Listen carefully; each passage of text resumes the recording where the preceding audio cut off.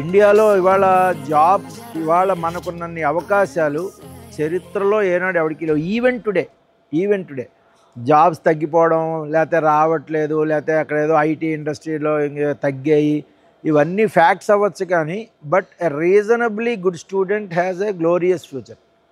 Reasonably good student అంటే కొంచెం reasonably good in mathematics ఉండాలి, అంటే ఈ ఎక్స్ప్రెషను. సెకండ్ థింగ్ ఏంటంటే ఇంగ్లీష్లో కూడా ఒక సెంటెన్స్లో 4 తప్పులున్న పర్లా, బట్ మాట్లాడాలి.